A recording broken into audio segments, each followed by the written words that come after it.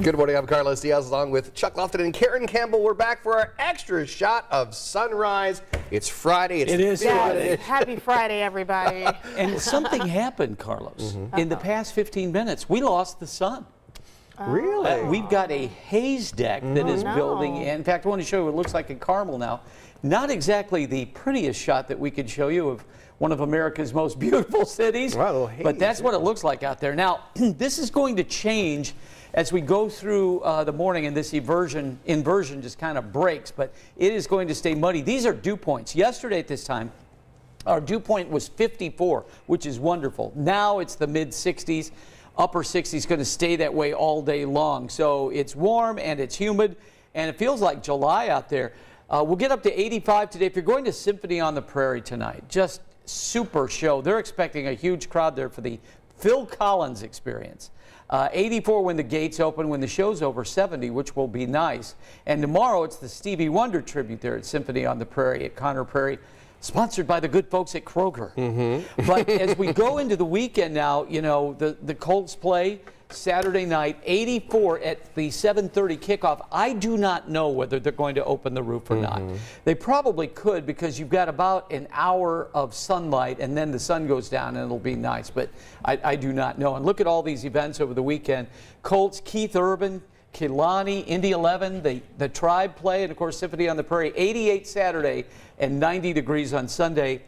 And Karen and Carlos, I do think we're going to see thunderstorms Sunday afternoon. So if you're making plans, prepare for that. So the gray skies we're seeing right now out in LA, we call that the marine layer. That was the marine layer that kept with our June gloom, because every June the marine layer would come in. So it's kind of what you're feeling like right now in Carmel and all over with that gray outside. Now this morning we're talking about some great poets. Okay, so when you listen to the great poets, you got Shakespeare, Michelangelo, you got Dickinson. How about Taylor Swift? You would not imagine Taylor Swift being lumped into that category, right? So a professor, though, there's one professor that believes she's a really good poet. So at the University of Texas, you know, of course, Taylor, a Grammy Award-winning artist, she uses a lot of the same techniques you'll find in classic poetry. So that's why this professor is basing an entire class around Taylor Swift. It's called the Taylor Swift Songbook. The professor says it's not about celebrity or fame. It's about the literary traditions that connect writing over the ages. Now,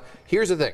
So I mean, this is, you know, if you see that, you're going to, oh, it's a Taylor Swift class. I mean, it's not higher education. I would sign up for it. But I would say, though, if you look at classic poetry, it's about lovers who were scorned and things like that. It's about the pain of love. And yeah, she dishes every guy she ever dated, throws the guy under the bus and runs over his head.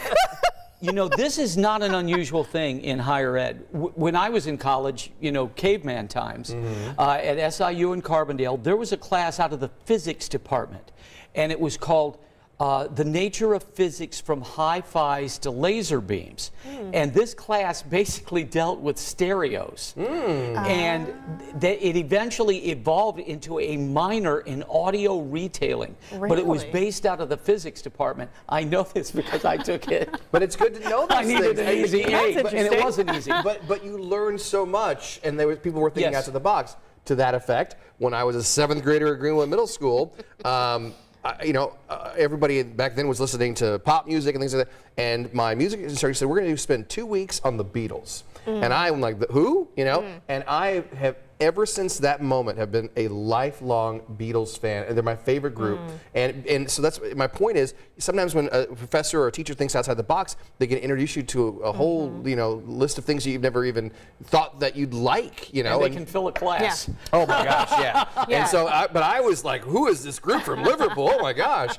And it was great. Yeah, it's all about being creative. I mean, I didn't grow up with that. I wish I did, but kudos to teachers who actually take that extra mile, that extra step, and go that extra mile. So, speaking of music, get this, iHeartMedia, they're bringing virtual concerts to Fortnite. I am not a Fortnite girl. For those out there who are, I know they take that game very seriously. The media giant, they're launching its own dedicated space called iHeartLand. Check that out. It's pretty cool. It's a virtual park. It's being developed using the game's creative mode. So what the hope is that they will attract a younger audience. And so far, I mean, they have 20 events planned over the next year, over the next 12 months. That's pretty cool, though. Yeah. And by the way, if you're wanting to know what the future looks like, go and watch Steven Spielberg's Ready Player One, because it's all about living in a virtual world, and I think that's kind of where kids are these days with Fortnite, and you know, I mean, we're talking about the metaverse with the people who make Facebook saying that we need to dress the part when we're in the metaverse, and I like living here in our universe. So. Hey, happening today, it's National Dog Day, not a National Hot Dog Day, National Dog Day, a day to give your furry friends some extra love and treats. And what better way to celebrate than adding a new pup? Animal Care and Control is hosting their Clear the Shelters event. It's from 10 a.m. to 5 p.m. tomorrow. Adoptions are free, and you get a goodie bag. You get a goodie bag with an adoption as long as supplies last. So make sure to stop by early. We adopted our dog Charlie 10 years ago. He was a stray, and we've loved him every day since. So it's been good things. So all good things. Yeah, still waiting to adopt. When we're looking for a home that we can allow a dog. You got a wedding to plan. So, well, yeah, there's that, so and then we get a dog later. Don't worry about it. You don't need a dog. Right now you need to have the wedding, and then you start talking about pets. And but I see all these stories about dogs, and I'm like, oh, I want a dog. I want 2 or 3 of them. It's going to be so hot you'll shed out there today, and especially by Sunday. And Chelsea will have more today on 13 News at noon on that forecast. We may tweak it and update it a little bit for more rain on Sunday afternoon. For Chuck Lofton and Karen Campbell, I'm Carlos Diaz. Have a safe and enjoyable weekend. Go Colts on Saturday night. We'll see you back here bright and early Monday morning at 4 a.m. on 13 Sunrise.